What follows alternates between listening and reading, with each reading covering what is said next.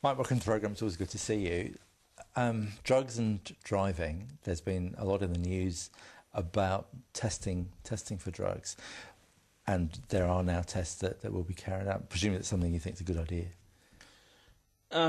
Yeah, I mean, it is a good idea. It's a mind-altering substance, the same as alcohol, and of course alcohol is something that we always hear about, drink driving, what have you. I'm not so sure that those that are taking cannabis, methamphetamine and other drugs are all taking the public transport home. They get in their cars and drive the same as people that are taking alcohol do.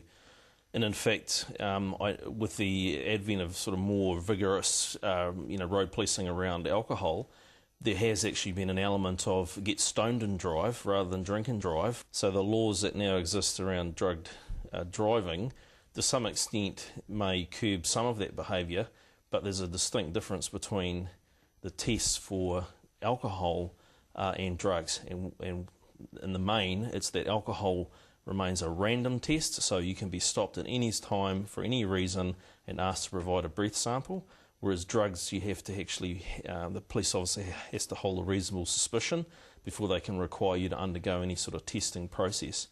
In the dark of the night with a long line of traffic waiting to go through a breath test procedure, are we going to see police officers processing as many people that are potentially using drugs, notwithstanding the fact that it's quite hard to detect anyway?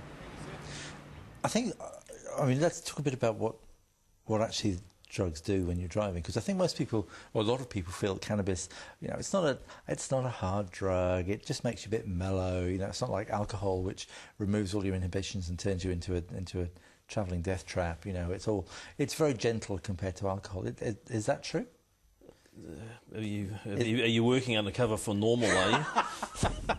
The points that you're raising are all commonly put forward by those that are either pro-drug or believe that using drugs in the safety of my own home is my own business. And I take exception to that because while cannabis makes people feel high, and for some it may relax them, what it's also doing is affecting the front of the brain and the top of the brain, so the frontal cortex, all the executive brain functions, so decision-making, problem-solving. It affects the cerebellum, balance, coordination. It affects parts of the brain related to spatial awareness, so being able to judge distance. One of the things I've looked at, and I look at this in the sort of international forums that I'm involved in, is the big resistance from those that are pro-drug or liberal on drugs against any sort of random testing of road users for drugs. The reason for that is because when you start actually providing a drift net across society and say, well, how many of you actually got drugs in your system, you'll actually find that there are a large number of people. In this country, they say that 14% of people use cannabis regularly. I would argue it's actually a lot more, but for argument's sake, there's a lot of people out there who potentially pose a significant risk to the rest of us. There's as many people injured or dying on our roads as a result of drivers that are under the influence of alcohol and drugs, or just drugs alone, than there is alcohol alone. So it's about half and half, and it's not just with New Zealand, but actually in other similar countries. But alcohol still is the one that sort of tends to catch the most attention. You'll hear the police saying, well, alcohol is our biggest problem. It's the problem that's easiest to notice, and it's easiest to be statistically accounted for, and also it's in your face because 86% of the population use alcohol, and a good percentage of those in this country have problems with it.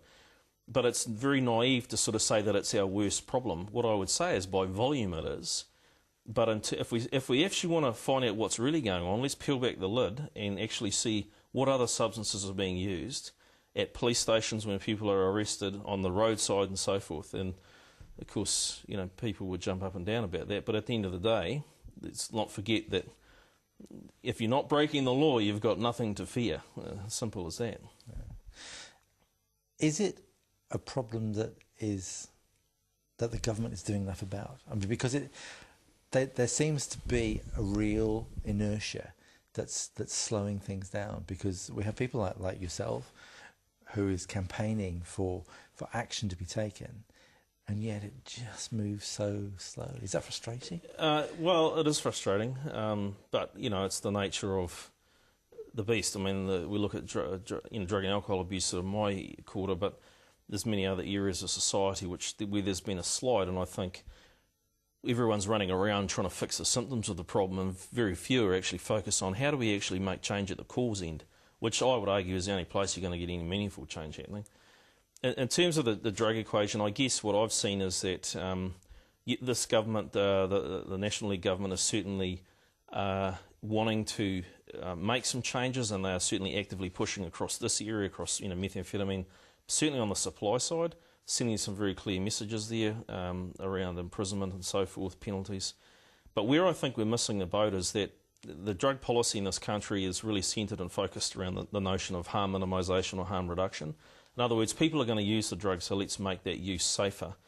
I would argue that it needs to be about harm prevention, and if we accept that, saying to someone, your children for argument's sake, well, I don't want you to go out and play on the road, but I know you're probably going to, so keep an eye out for those big metal boxes with wheels on them as they trundle past you at 100 kilometres an hour.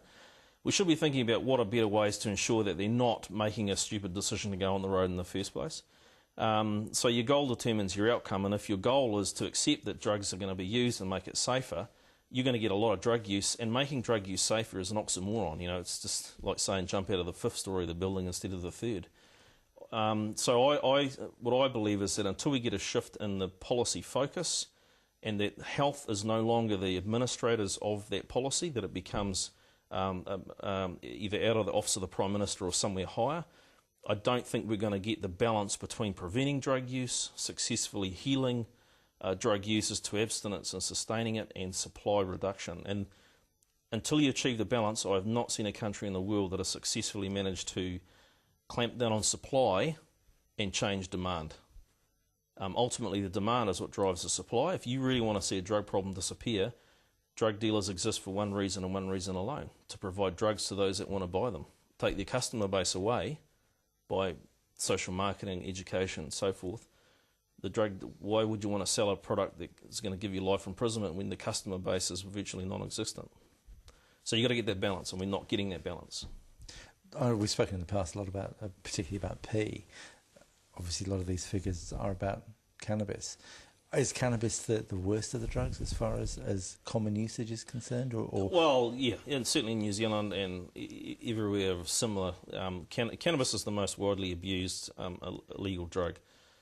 In 2007, there was over 2,300 people hospitalised in this country for a serious drug-induced psychosis and mental illness problems. I'm not talking about treated at a clinic, I'm talking about hospitalised. The staggering thing for me is that, we've seen politicians lobbying for legal use. We've certainly seen a lot of people saying, well, it's a soft drug, don't worry about it. But at the end of the day, we have a massive P problem because we have a massive cannabis problem. I would argue we have a massive cannabis problem because our attitude to substance abuse, starting with alcohol, in itself is, well, I'm somehow different than everyone else, I'm bulletproof, and so what I do is my choice. And we've got to realise that now cannabis alone, back in the 60s, 1 to 2% THC content, now routinely around 10%, but as high as 35 to 40%. We're not talking about, the stuff that Grandad used to smoke at university.